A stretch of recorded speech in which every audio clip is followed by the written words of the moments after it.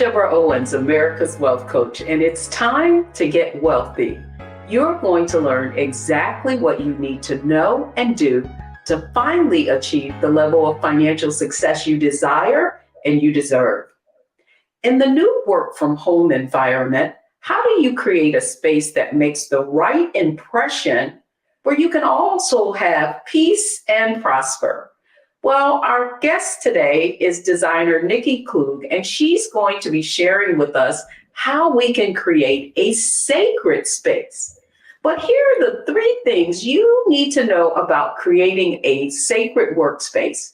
First, your environment reflects your mindset. Secondly, every minute of organization saves you time and money. And then finally, a sacred space can increase your productivity. Nikki Klug is an award-winning interior designer, a three-time author. She's also had her work featured on NBC, BET, and the American Dream Show. Nikki is a professional member of the American Society of Interior Designers, and it is my pleasure to welcome Nikki to Get Wealthy. Welcome to our program today. Thank you, Deborah. Thank you so much for having me. Well, I think this is an appropriate time. Well, it's always an appropriate time. But, you know, when you're nearing the year in and going into the new year, I feel like this is the time I kind of want to declutter, if you will, especially after getting rid of Christmas decorations. So the first question I really have for you is, how has this whole virtual work from home environment impacted interior design? Oh my gosh, Deborah. Yes, absolutely. There's 2 times a year that I recommend people do a deep cleaning, and that's spring cleaning. And then after the Christmas decor is taken down. So this is the perfect time to start preparing your mind, your calendar, and your space for doing just that. Now, since everyone's been working from home at the beginning of COVID, we all know that, we were on lockdown and we were trying to figure out ways to stay productive and, manage children that may be at home or spouses that need to share the same space. So my extension of sacred spaces became a money space. It was like, okay, we need to figure out how to make a space that is going to instantly put you in the mindset so that you can be more productive, so that you're organized, so that you're inspired, or you're really focusing in on the task at hand. And your environment can help support or can detract from those things.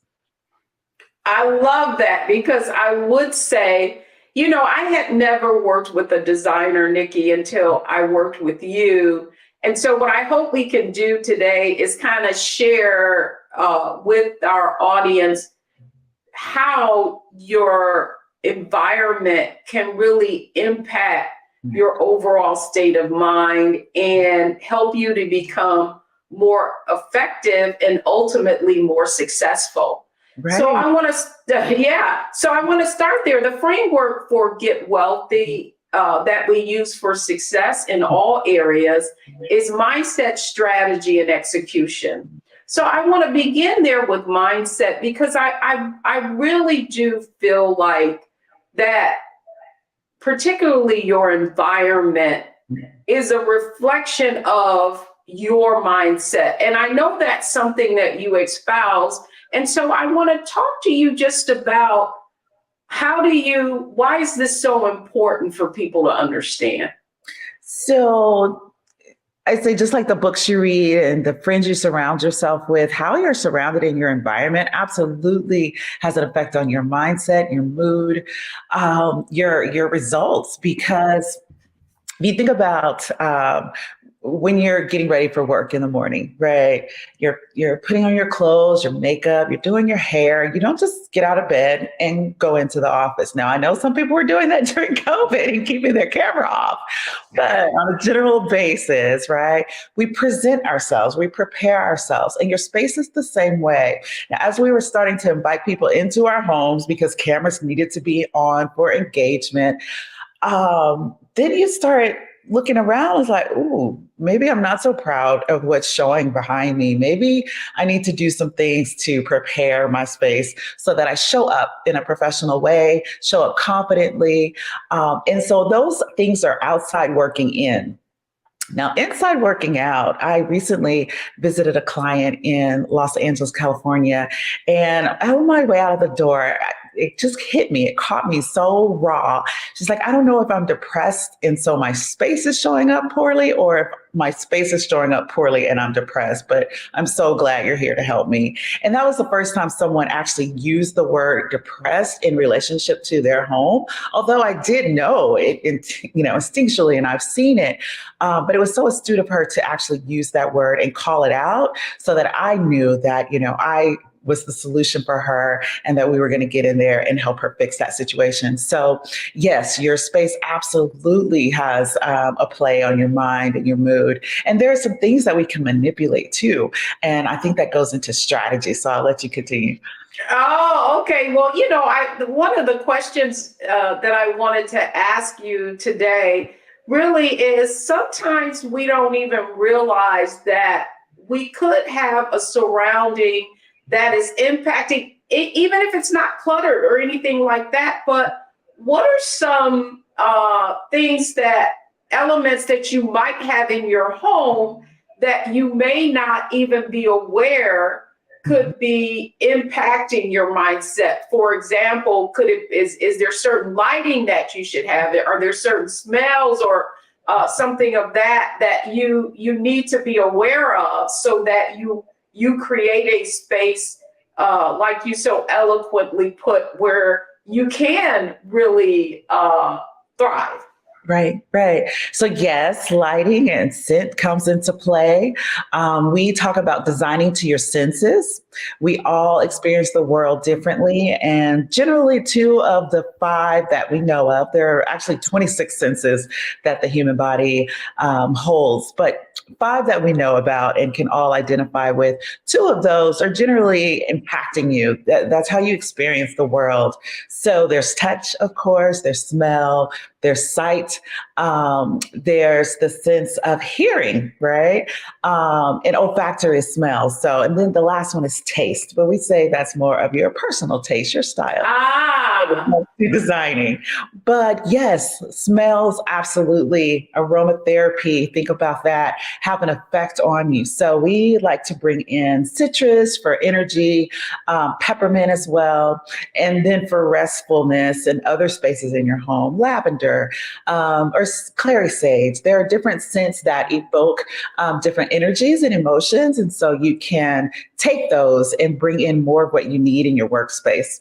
Lighting is, yes, very important as well. And I would add in one more thing, and that's not necessarily tied to your senses, but it's traffic flow. If you think about where you are tolerating something, is it a disorganized drawer? Is it a weird corner in the room? Is it, a space where people bump into each other often and frequently? How can you adjust and make things make it where things flow more easily? It's interesting. One of my thoughts as you were saying that is that I'm not a big plant person only because I have a black thumb, not a green thumb. And so, but my husband loves greenery. And so I wonder if bringing that kind of element into your space can also assist you with creating an environment and having the right mindset. Absolutely. It's a symbol of life and new birth, green, the color green itself, but also green plants bring in oxygen and they're healthy. Now, there are some interior home plants that will stay alive with even the blackest of thumbs. Our monthly watering. But then there are some really, really great faux plants now. Oh my gosh, they have come a million years in just the technology of making things look real. And so bringing in a lot of those or a few of those and having one actual real plant might be the trick for you, Deborah. So try that. Oh, that's good.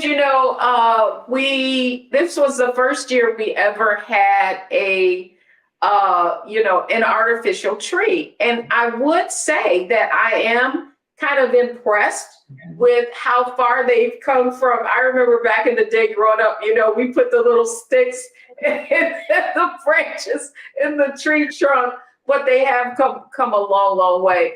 And so this makes perfect sense. So when we come back, I want to talk a bit about strategy, and strategy from the standpoint of how your design can impact this whole virtual working from home, and what are some of the strategies that you can use to make a great impression when you're having to engage with your workplace from home. So don't go anywhere, folks. We'll be right back.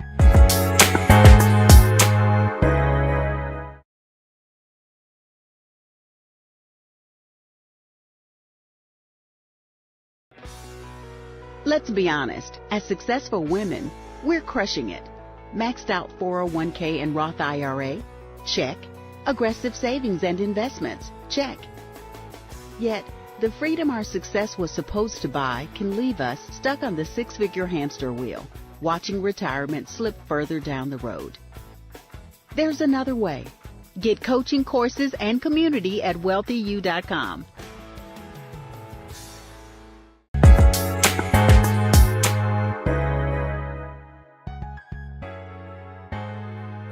Welcome back, everyone. I'm Deborah Owens, host of Get Wealthy, and we're talking about this whole work from home environment that we're in. How can you create a money space, as our guest shared with us today? Nikki Klug is an interior designer, and she's sharing some great tips on what you need to do to make the right impression from home. So, Nikki, I want to talk about strategies. In this environment, as you can see, I'm in a home office. Typically, sometimes I'm in a studio. And the reason that we built a studio in our home is because, we're working from home and doing a lot of streaming now. So with that in mind, I would love for you to share how you've been influenced, right, in your design by this whole work from home environment. Oh my gosh. It has gotten so incredibly busy for us. Luckily, we started designing long distance 7 years ago now, 2 years before, 2 years since the pandemic, but 5 years prior to that. And that gave us the ability to really be ahead of the trend of working from home, because we had done so many Zoom meetings and discovered the ways to get measurements and all the specifications and things that we need for a space in order to design. So the pandemic really did boost our business in the sense that we were already steps ahead, and we were helping people in their homes by creating a money space challenge and helping people get themselves situated and organized and putting first things first, like what are the first things you should do if you start working from home. So that was quite an adventure, and I'm happy to continue that now and talk with people like you and your audience about the importance of, setting up your money space. That's maybe the first place you want to conquer if you're working from home still and haven't yet done so, and then see how that affects you and spreads out to other areas of your home. Again, how you surround yourself absolutely has an impact on your mindset and your mood. Yes, we're going to have to make sure we share that you do a money space challenge where you help people consider, what are the things that you need to consider working from home. But one of the things that I wanted to talk with you about is, as I shared, I had never used an interior designer until I worked with you. And so can you share with our audience just a little bit about how you find a designer, and what are some of the things that you need to consider when you're choosing one? Right. I think people are afraid to look into hiring an interior designer. They think, oh my gosh, it's going to explode my budget. It's going to cost so much more. In actuality, we help you save money. We help you make really wise choices and prioritize and make bigger impacts with less, as well as, cutting down on mistakes. So I know that we talked through some things, Deborah, and you had some great ideas. And I gave you the things to consider from a professional standpoint of, well, make sure you do this. And if you want to do that, then you need to talk to this person, right? And so there are a lot of considerations to be made. Designers help, with safety. Designers are absolutely required in commercial spaces because we know all of the ADA laws. In conjunction with architects and builders, we make sure that the environments are safe. All the finishes and fixtures and materials that you see, likely an interior designer, whether it's inside of an architectural firm or not, has made those selections. So yes, health and safety in a commercial environment and residential environment, we are bringing in some of those same things into the home now. I'm learning about, they don't even want to call it AV anymore. They want to call it integration. And as basically intranet for the home. So we are starting to bring in all those things we know in design and in building and construction for the commercial space, and having the luxury of bringing those inside of our homes now so that we can experience those higher levels of luxury and just functionality as well. I love it. Functionality. Well, I guess one of the reasons I was somewhat, what do I want to call it, reluctant, right, to work with a designer is because I love creating things, right? And I wanted to have my own taste, and I felt like, oh, well, I could do this. But then what I found after working with you and you putting to that, one of the things I don't think people realize is that you basically had me go out and give you some ideas of my style, what are the things that my preferences were. And you kind of took that into consideration as you created the design. Certainly, we had moved from a big home, we were scaling down. And so I had brought all of this big furniture with me. I'm telling the truth, guys. I just want you to know. And one of the things that you really helped me understand was that, you can still have a kind of a big vision, but that scale is very important. Can you talk with the audience just a little bit about how a designer can help you do more with sort of less? Yeah, absolutely. So scale, you bring that up, is so important. I don't know how many times we've had clients where in the showroom, the sofa looks perfect. It was the right size and right color. But when they got it home, it was either too large or too small for their space. And they're like, ooh, what happened here? Like, it looked really good in the showroom. Scale is so important. Color, you want to look at color in the lighting that you are in, that the piece will be in. So that's really important to know. Gosh, Deborah, and there are some designers that are known for a specific style, like people go to for that style. They know if they go to XYZ designer, they're going to get this. My company is very client centric. And what I mean by that is, yes, I do have a personal style that sometimes comes out and is strong, but when it's in alignment with the client, other times you cannot tell that that was me that touched it, other than the really great sense of belonging and being. That person knows, wow, this is me. This is my home. And Nikki captured everything I was looking for. It's because we're so client centric. We ask questions. It's like almost like an interrogation, right, Deborah? Well, I wasn't going to say that. Right. You're really getting into your head and your heart. We're looking at where you've been, where you want to go. We always say that, we design spaces that help you become a better you. So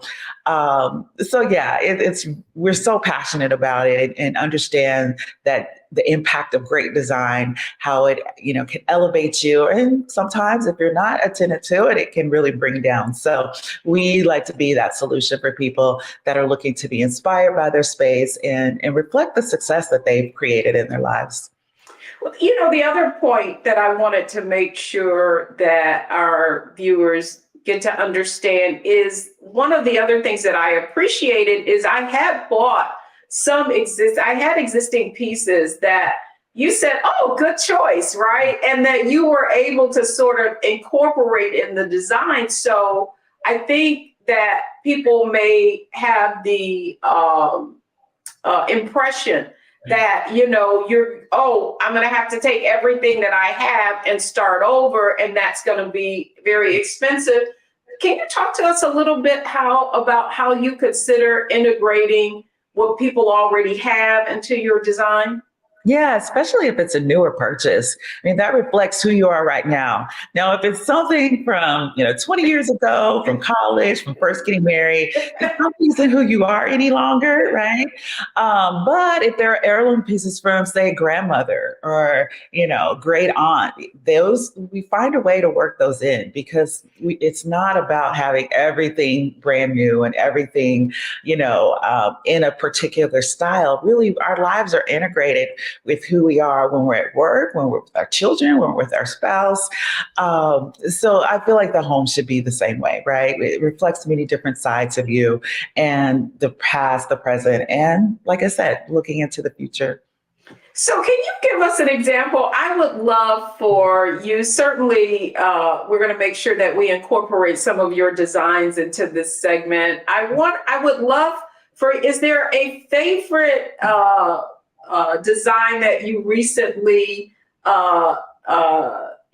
executed on that you could share with us, and just to get a sense of what your thought process is? There are so many. I literally fall in love with my clients. So again, we want to understand their family dynamics, who they are.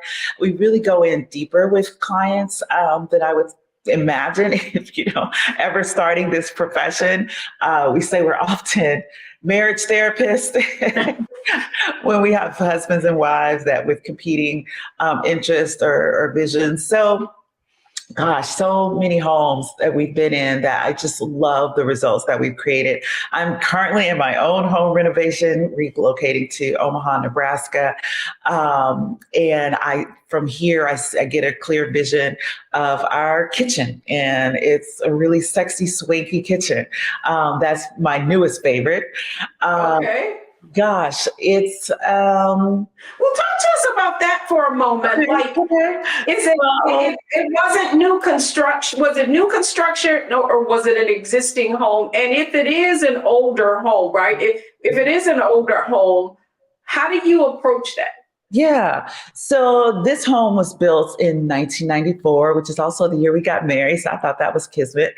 And it's an older, Americana style home, not too Spanish, not too colonial, just, pretty general with a lot of great space. And so it was needed to, remodel the kitchen and the bathrooms, change the flooring, update some spaces. And so we've been working on that the past 10 months. The kitchen is a reflection of our new mindset and our new space that we're in. We have 4 sons, my husband and I. And the youngest just recently left home. It's been a year now. It feels still so new. So we're new empty nesters. And this kitchen has Black cabinets on top and a really warm, deep wood on bottom with a backsplash that has Black and gold inlay. And so it's really very, very modern, clean lines, flat panel doors, touch open and close, no hardware that's visible, except for on one pantry area. It's a thin, sleek Black fingertip opener and a really super deep pantry. The cabinetry goes from floor to ceiling. I'll see if I can get you some pictures to. Yes. So I want to. If you can give us pictures, we'll definitely include it. So. Yeah, and I'll tell you, I want to know, because you shared a picture of that was the agate, the agate rock? Yes. Where were you putting that at? Where was that going? That's in the shower area of our primary bathroom. Oh my! Yeah. So we've got to have pictures. I'll give you some progress. This is a big job, right? I feel like you must have renovated you talk about kitchen, floors, bathroom. That's almost a complete renovation. Essentially.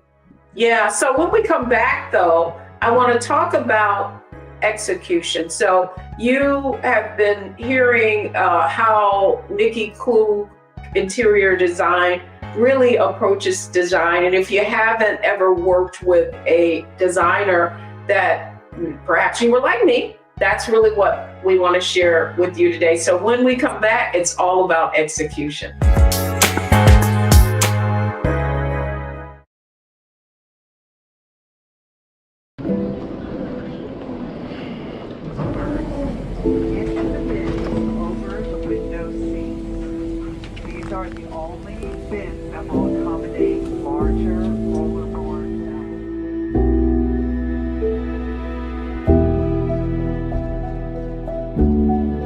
Put 10 in here? 10, and you don't come out till you die. And you eat him, you hoop 10. Oh my God. So what?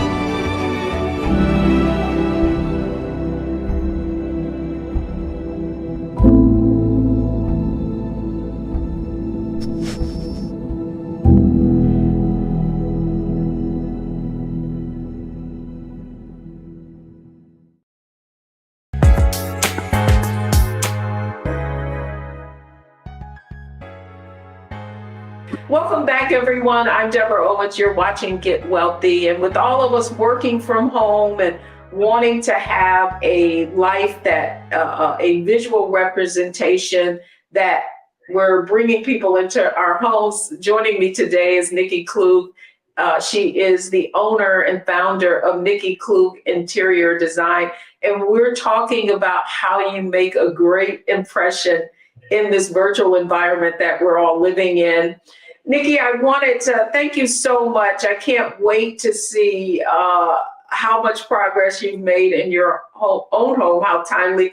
Now I want to talk about execution, because I do think that when you're working, if you've never worked with an interior design, here you come with these ideas. You basically give me a rendering of and add the actual furniture, and talk about once you sit down with the client, like you did me, and you go back into your, I don't know, your, what do I want to call it, your lab, and you find all these different things based on the conversations that you have. What is the process that you go through in creating that design? And delivering it to the client so that they can make choices? Yeah. So one of the first things we do once we understand your goals and your desire, what your vision and your wish list is we start creating the structure for that to happen. So we look at the floor plan, the existing floor plan, where the lighting is, where the feature walls are. Is there a fireplace? Are there a bank of windows? We start looking at the structure of the space and create a furniture plan.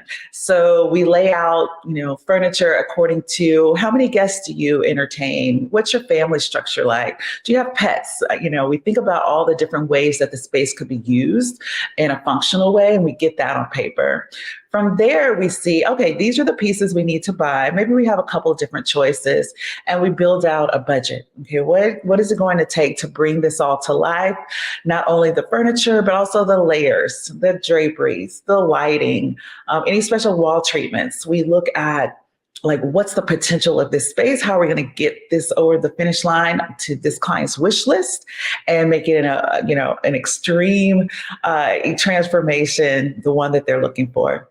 And from there, once we have the structure and the budget, we start thinking about their senses, like how do they want to experience this space? Is there a sense of sight? Are they really big on color? And if they're, primary input is sight, should it be an organic space or more of a structured and modern and clean space?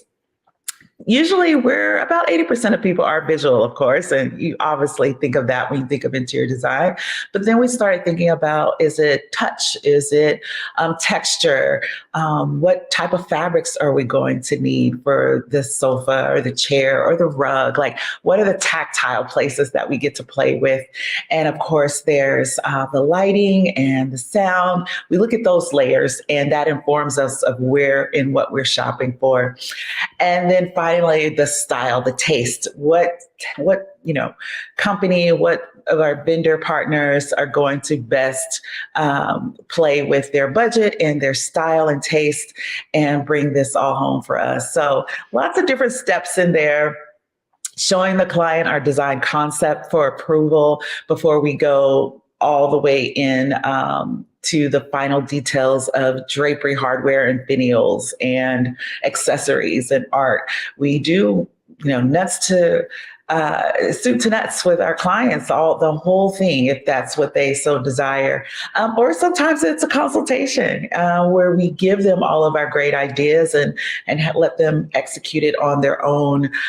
People that are, really great with shopping and want to be more involved. Sometimes that's the solution for them. Yeah, and you know what? It's great that I'm so glad that you shared that, because I do feel like, that even interior design could be in stages, right? Because it's kind of like you're building that relationship and people want to feel secure. Mm-hmm. But you brought something up really great, and that's about, your design concept. Yeah. And talk to us a little bit about how in that design concept, certainly your client comes up with a budget when you're looking, or it could be the other way around, you give a design concept. Do you, in your when you're presenting something to a client, do you give them options, right? Like, this is this would be your high choice, this would be your low choice, and this would be a, what do I want to say, a saving conscious choice or something like that, just so that our folks can get a sense of what that looks like and feels like. Yeah, actually, during the consultation, Deborah, we look at that framework, that furniture plan, and the pieces that need to be purchased new. And we build a budget so that it's comfortable with the client. So we have budget agreement from the beginning. Now, every once in a while, we really, really want to honor budgets. Every once in a while, there's this amazing piece that blows the budget, and it's like a definite splurge. What we'll do behind the scenes is we'll work to maybe make this piece a little less or that piece a little less, so that we still come within the overall budget. But still, sometimes it's like, okay, let's show the piece that works, in agreement with what we decided from the beginning was acceptable and comfortable. And then let's show the splurge piece. And if necessary, let's already have a plan of how to get that splurge piece, whether it's now or, and we put some other things off, or if we can get it later, but it makes sense to get the more reasonable, if you want to say that word, thing. So, reasonable. That was the word I was looking for. That's the other thing that I wasn't aware of, and that I think people need to understand, is that, when you're going into some of these furniture retailers, or you're online and you see that retail price, that is retail. And in some cases, and in most cases, interior designers have relationships with these vendors. And so what you can really bring to bear is the ability to negotiate on pricing using your own leverage and your discounts. Talk to us a little bit about that. That's one of the ways that interior designers save money. And now not everyone does that. So I didn't bring that up initially because, again, not every designer works that way, but we do. We save you 20 to 30% off retail price. And oftentimes the interior design service itself is paid for through the savings of the purchases. So yes, interior designers, we have vendor partners that we have great buying power with, and we don't have the overhead of a big chain store. And so we are able to offer that at a reduced price. Well, this is Get Wealthy. So I had to come up with the fact that interior designers are investments, right? But not only investments, but that you can get a return on those investments as well. And the other aspect of execution that I wanted to get into that I think is so critical, we had a total remodel. Well, not a remodel. We finished our basement, which when we bought this home, it was unfinished. Right. And so often, you're so fearful of the contractors that are going to come in and do the work. Are they going to finish now? Because what I have found, it took us what was supposed to be 3 months. It took us a year to build a what I thought was a screen porch, but I was informed it really was an addition. So that's why it took so long. But talk to us a little bit about how the relationships with contractors can be beneficial, that interior designers have with contractors can be beneficial when you're, remodeling or doing an interior design project. Yeah, absolutely. Interior designers can bring in the contractors and work with contractors that they have a relationship with and have a little bit more leverage and pull because, they bring the contractor work. For example, we have a contractor in San Diego, California, that we've worked with for 15 years now. In the last 4 years, we've kept him busy, project to project to project, to the point where I'm like, I should put you on payroll. Project. He's the type of contractor, he just does one major project at a time. He might do a couple little side things as he's waiting for permitting to happen. But his attention and focus is on one major project. And we've done 5 kitchens, 3 bathrooms, a couple of built-ins and back door. I'm thinking of one specific home. It was a different need than our normal flow, but we have kept Tommy so busy. And because of that, he is not that he's beholden to us in any means, but he wants to keep me happy because I keep bringing him business. So he stays on schedule. He's very communicative. He's very clean and neat and meticulous. And I love that. And that's why I keep going back to him. But yes, your interior designer will have relationships locally that can benefit you in the long run versus you trying to, beg the contractor to come back and make progress and keep you informed with what's going on. The construction industry is quite taxed right now. And even before COVID, their practices aren't necessarily, as business oriented as maybe some of us are accustomed to in a commercial space or commercial setting. So it can be challenging, Deborah. It definitely can be challenging. But I want to bring up one point. I want to go backwards a little bit because not everyone knows, especially your savvy investors would want to know this, that you can take a deduction for the cost of your interior designer. When you're doing your home, it becomes part of the basis of your home costs. When you go to sell, keep all those receipts, keep all those purchases. Now, not furnishings, but anything that changes the home, the design for that, the labor that went into planning that, and the materials and construction labor, that all gets written off as part of your basis when you go to sell your home. So really important to know. Not everybody knows that.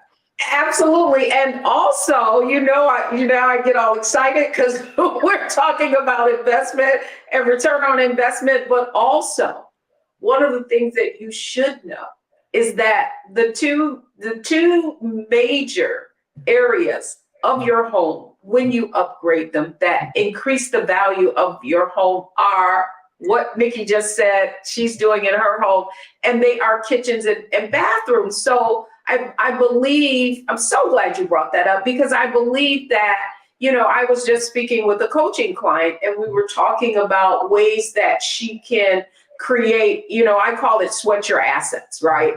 And one of the ways you can sweat your assets is if you are going to do short-term rentals, that's one of the things that you want to do in your interior design, because what happens is that you're able to get more because people are going to pay more when you have nice surroundings. Now you want to be careful. You don't want to make it too nice because you have people coming in your home, but that is a benefit all the way around. So I love investment. So we're not spending. We are making investments in our area as well as internally, right? and externally, but internally it's the way it makes us feel. So folks, we're coming back to our next segment, and that is our analyze, optimize, and maximize.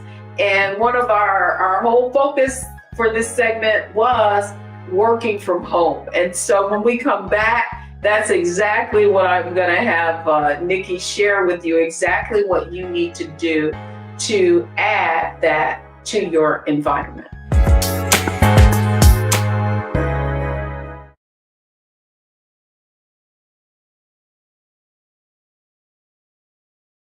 Black Start Network is here. Oh, no punch! I'm real revolutionary right now.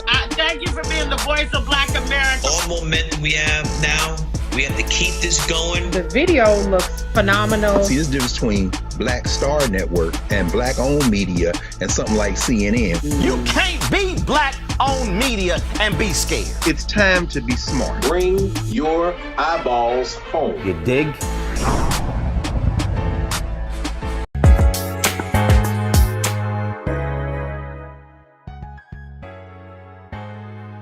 Welcome back, everyone. Well, this has been a fabulous conversation about creating sacred spaces. We do know that at this time, in these times that we're in, working from home and bringing people into our homes virtually has become even more critically. So, Nikki, welcome. It's our Analyze, Optimize, and Maximize segment. So that's what I want to talk to specifically about. Is this virtual? How do we add this work from home space? What's the first thing we need to consider, from analyzing what areas we could use within our home for working from home? Yeah, that's great. Great question, Deborah. If you don't have an extra space, say a guest bedroom or a den that doesn't get used often, there are some other areas that you can consider. Now, those will be ideal because you can close the door, no one's disrupting you, no one's, making noise in the background, and you can maybe make some changes in that space to set up a proper office. But sometimes that's not the case. And so the next thing that we like to recommend is the dining room. Generally, a dining room will have a table, right? That's 30 inches high, just like a desk. And you can set yourself up so that the back wall in the dining room is behind you. And so no one's walking behind you and in the view of the camera. If a dining room is not available to you, then go to the breakfast room. And if absolutely necessary, your bedroom. You can position yourself in a corner in your bedroom. Generally, the bed is taking up a lot of the space. If you're in a home that, doesn't have a separate den or office space, I'm guessing that you don't necessarily even have a sitting room. But if you do, a sitting room in the bedroom would be great. And if not, just don't sit in the bed. Right? That's exactly right. Oh, that is so scary. It's so funny. I had that happen. Yeah. But the other question I have for you is that how about if you have like a large closet? Right. How would you kind of optimize that? Certainly, I don't mean you have clothes in it, but you have a space but it's a smaller space. Right. What do you need to think about in that regard? I would only do that for meeting time. I would not recommend working in a closet to anyone. Not that everyone's claustrophobic, but it can just feel oppressive. It can feel worse than even in a cubicle. So, but for meeting time, when you need it to be quiet, the clothes that are still left in that closet are actually really great for soundproofing. I know someone that actually does recordings in their closet. Yeah, podcast. Sound, right? But I would, think about getting a Zoom background so that it blurs out any clothing or any, of the hardware that's inside of a closet. But yeah, I would, that would be a last resort, but a great thought, Deborah. Well, no. I thought perhaps you have a large closet, just in terms that you're going to use that for just the office, if you will. Right. Maybe it's like 8 by 10 or something, right? And I just wanted to get that interior design Is that could you use a space of that? Yeah. Yeah, I think if you have that much of a closet, maybe you have another room in the house that's extra. I'm guessing. Okay. I'm guessing.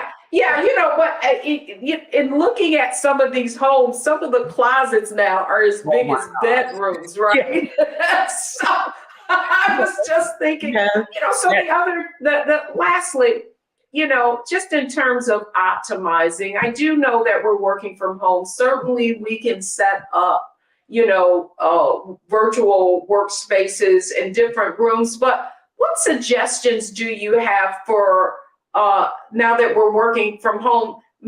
How do we set like barriers where we're not just working all the time? I mean, what are some of the things that you can do from an interior design perspective so work isn't flowing all the way over into your actual home life? That's such a great point, Deborah, because we have heard of people that say, I love working from home. I get so much more done, and it's like they realize it's not necessarily because I'm a whole bunch more productive, but just because that hour commute I can now spend at my desk and, hour there and back, that's an extra 2 hours a day. So instead of working 8 hours, maybe now I'm working 10 or 11 hours, right? We don't want that. We want to still have work-life balance and now we have more of a work-life integration, but let's still put up some boundaries. And that's one of the considerations in selecting the space that you choose to work from. Can you close the door? Is there natural light in that space? Can you have a proper background so that things aren't cluttering your screen and people are peeking in and saying, what's going on over there? So yes, you want to consider these things as you're selecting your space and closing the door. Closing the door not only to keep people out when you're having meetings and indicate, hey, I'm in a real focus zone right now, or I'm inside of a meeting and cannot be interrupted, but also closing the door when you're done for the day so that you're not tempted to go back and do one last thing or, ooh, I thought of something else. Write that down on a notepad and don't enter that money space. Like really try so hard to keep these boundaries and set up your money space such that it supports your whole life and not just your work. I love that money space. I think we could use a little help here as well. I'm not in the studio. This could use some work as well. Nikki, thank you so much for joining us. But please tell our audience how they can contact you and just briefly about your Money Space Challenge. What is that and what can people anticipate? So the way to get in touch with us is Nikki Klug on all the platforms. Instagram, Pinterest, Facebook, LinkedIn, NIKKIKLUGH design. And the website is nikkiklugdesign.com. So we are doing a challenge coming up in the new year for a 5-day Create Your Money Space Challenge where we take you through all the steps like selecting the room, creating your furniture plan, setting a budget, and then identifying which of the 5 senses are the ones that most speak to you and help you get in the mindset. And then after that, your big whys. Like this is a part of the exercise that takes you deep into why you do what you do and how to then use that to create an environment that's inspiring and help you focus throughout the day. So that's the 5-day Money Space Challenge. Create your own Money Space Challenge, and just go to moneyspaces.com and sign up for our list to get informed when the date of the challenge will actually be. Oh, that's fantastic, Nikki Klug. Thanks so much for joining us on Get Wealthy. You covered a lot of ground with us, and I love the fact that I can write off your services as well as I'm increasing the value of my home because that's how you get wealthy. Yeah. Thank you so much, Nikki. Thank you. Awesome. So when we come back, what are the 3 takeaways from today's show that can not only help you gain peace of mind, make a good impression, but also create that sacred money space? We'll be right back.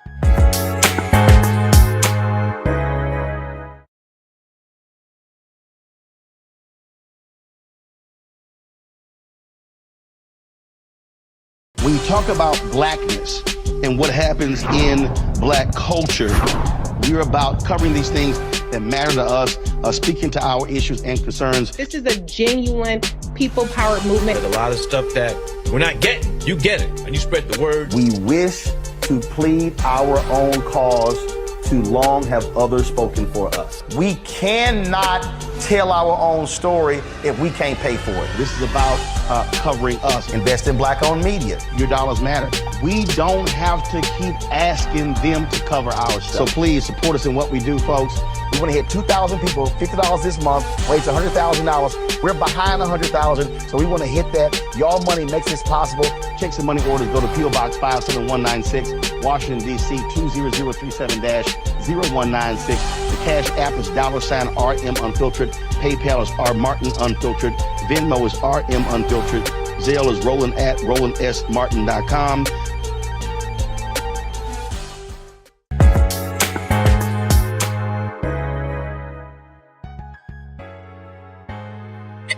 Welcome back, everyone. I'm Deborah Owens, and I hope you enjoyed today's segment on Get Wealthy about creating that money space. So here are the 3 things that you need to take away from today's show.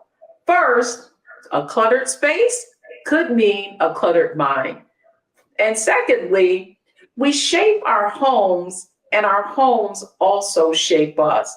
But also, our homes are also an extension of ourselves. And now that we're inviting people in virtually, we want to keep that in mind so that we make that great impression.